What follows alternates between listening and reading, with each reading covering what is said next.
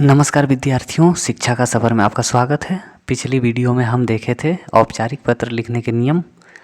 आज हम इस वीडियो में अनौपचारिक यानी कि इनफॉर्मल पत्र लिखने के नियम एवं कुछ सुझाव को देखेंगे।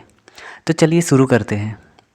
जैसे कि मैंने पिछली वीडियो में बताया था कि पत्र दो प्रकार के होते हैं, एक औपचारिक यानी कि फॉर्मल और दूसरी अनौपचारिक इनफॉर्मल।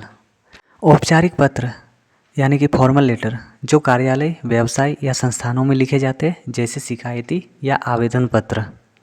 जबकि अनौपचारिक पत्र सगे संबंधियों, मित्रों और परिवार के सदस्यों को लिखे जाने वाले व्यक्तिगत पत्र होते हैं, जिनमें आत्मीयता और सहजता होती है। यह निजी भावनाओं, निमंत्रण या बधाई के लिए उपयोगी है। अनौपचारिक पत्रों के प्रकार हो सकते हैं, जैसे बधाई पत्र, शुभकामना पत्र, निमंत्रण पत्र, विशेष अवसरों पर लिखे गए पत्र, सांत्वना पत्र, किसी प्रकार की जानकारी देने के लिए, कोई सलाह आदि देने के लिए।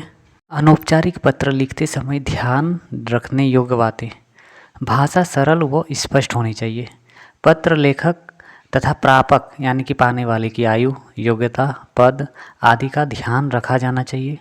पत्र में लिखी बात संक्षिप्त होनी चाहिए।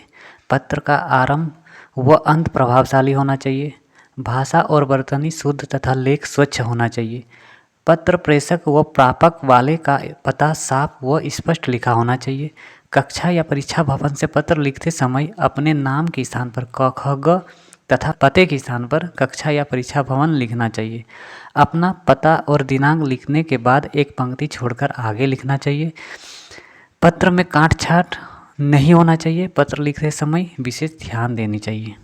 पत्र के आरंभ में लिखने योग्य कुछ वाक्य है, जैसे आपका कृपा पत्र मिला, पढ़कर बड़ी प्रसन्नता हुई, बहुत दिनों पश्चात आपका पत्र पाकर हृदय गदगद हो गया, कार्य में अत्यंत व्यस्त रहने के कारण आपके पत्र का उत्तर ना दे सका, क्षमा प्रार्थी हूँ, आपको मेरे पत्र की इतनी प्रतीक्षा करनी पड़ी, इसके लिए मुझे अत्यंत खेद है, यह पढ़कर अत्यंत दुख हुआ कि आदि लिखना चाहिए।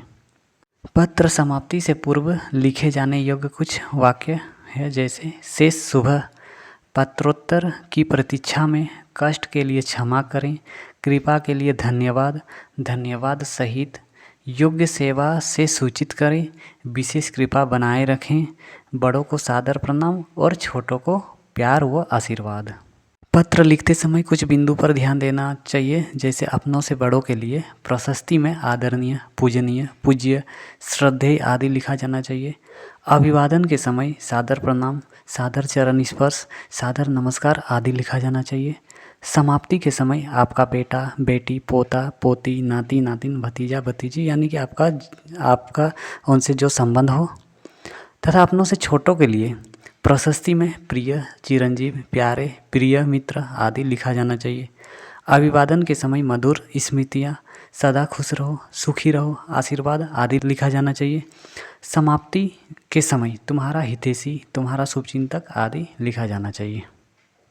अनौपचारिक पत्र का प्रारूप यानी कि फॉर्मेट कैसा होता है? पहले प्रेषक व पता यानी कि भेजने वाले का पता जो बाईं ओर सबसे ऊपर लिखा जाता है। दिनांक, भेजने का तारीख या समय दिया जाता है। फिर नेक्स्ट लाइन में संबोधन के लिए, जैसे बड़ों के लिए आदरणीय, पूजनीय तथा छोटों या मित्रों के लिए प्रिय या प्यारे आदि लिखा जाता है।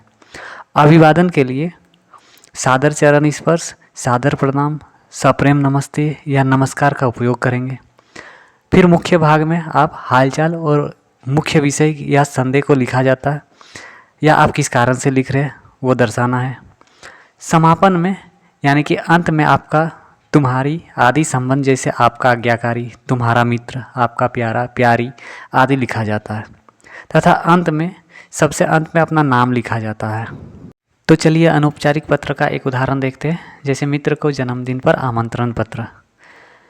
जैसे कि मैंने पहले कहा था कि प्रेषक का पता यानी कि लिखने वाले का पता पहले बाईं ओर सबसे ऊपर लिखा जाता है, जैसे 25 हनुमान नगर, दुमका, झारखंड। फिर दिनांक लिखा जाता, जैसे 26 मार्च 2026। फिर प्रशस्ति में प्रिय मित्र प्रदीप, अभिवादन के लिए सप्रेम नमस्कार। फिर मुख्य भाग में लिखना है, तुम्हें ये जानकर खुशी होगी कि अगले सप्ताह 1 अप्रैल को मेरा जन्मदिन है, इस अवसर पर मेरे घर पर शाम को एक छोटी सी पार्टी रखी गई है। मैंने अपने सभी दोस्तों को बुलाया है, तुम्हारा आना भी आवश्यक है। फिर पैराग्राफ चेंज करके, इसलिए तुम्हें अपने माता पिता के साथ अवश्य आना है। हम सब मिलकर खूब मज़े करेंगे। तुम्हें शाम 5 बजे तक ज़रूर पहुंचना है। फिर पैराग्राफ चेंज करके, अपने माता पिता को मेरा सादर चरण स्पर्श कहना, तुम्हारे इंतज़ार में। और अंतिम में तुम्हारा मित्र सुशांत। तो अभी के लिए बस इतना ही। इस सफ़र में हमारे साथ जुड़े रहने के लिए धन्यवाद।